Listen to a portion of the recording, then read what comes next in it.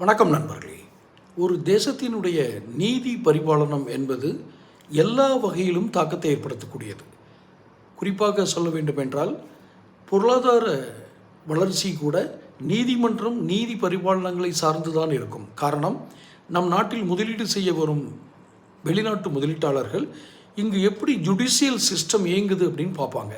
அந்த வகையில் சமீபத்தினுடைய உச்சநீதிமன்ற தீர்ப்பு, யஷ்வந்த் என்று சொல்லக்கூடிய அந்த மனிதன், அவன் மனிதனா என்பது சந்தேகம், ஆனால் அந்த நபருக்கு 2017 நடந்த ஒரு சம்பவத்தில் அவருக்கு தண்டனை விதிக்கப்பட்டு கீழமை நீதிமன்றத்தில் தூக்கு தண்டனையும் 46 ஆண்டுகள் என்று நினைக்கிறேன் சிறைவாசமும் தீர்ப்பு வழங்கப்படுகிறது.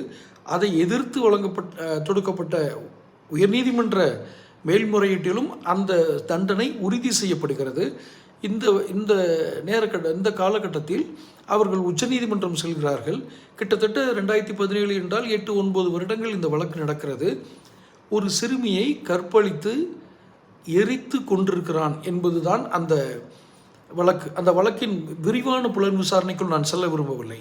ஆனால் அந்த சிறுமி கற்பழிப்பு எரித்து கொலை செய்யப்பட்ட வழக்கு, அதில் அவன் ஜாமீன் கிடைச்சி வந்தப்போ தனது தாயையும் கொன்று விடுகிறான்.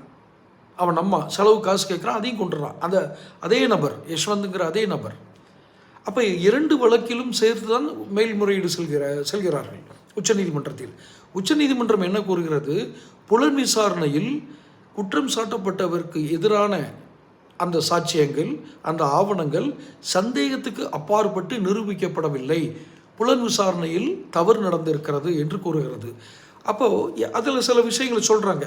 சிசிடிவி ஃபுட்டேஜு, அப்புறம் அந்த பையனுடைய விந்தணுக்கள் அந்த இறந்து போன அந்த சிறுமியினுடைய உடலிலிருந்து எடுக்கப்பட்ட மாதிரிகள், உடல் கூறு மாதிரிகள், இதெல்லாம் சற்று சந்தேகத்தை எழுப்புகிறது. சிசிடிவி ஃபுட்டேஜில் உறுதியாக சொல்ல முடியல அந்த பையன் தான். இதெல்லாம் தாண்டி பிறல் சாட்சிகள், சாட்சின்னு முதல்ல கீழமை நீதிமன்றத்திலையும் உயர்நீதிமன்றத்திலையும் சொன்னவங்க, கீழமை நீதிமன்றத்தில் சொன்னவங்க, அதுக்கப்புறம் அந்த சாட்சிகள் பிறல் சாட்சியாக மாறுது. அப்போ இதில் புலன் விசாரணை தான் முழுமையான காரணம், இந்த வழக்கின் தோல்விக்கு காரணம் என்று சொல்கிறார்கள். எத்தனை பெரிய கொடூரம்! ஒரு வாழ வேண்டிய ஒரு சிறுமி வன்கொடுமை செய்யப்பட்டு எரித்து கொல்லப்படுகிறார். ஒரு தாய் தன் மகனாலேயே கொல்லப்படுகிறாள். ஆனால் நீதி கிடைக்கவில்லை. நான் இதில் நீதிமன்றத்தை குறை சொல்லவில்லை, நீதிமன்றம் விரிவாக சொல்லிவிட்டது. புலன் விசாரணையில் எங்கு தவறு நடந்தது, யாரையாவது காப்பாற்ற முயல்கிறார்களா, இது நமது சந்தேகம்தான். யார்? காவல்துறை. தொடர்ந்து பேசுவோம்.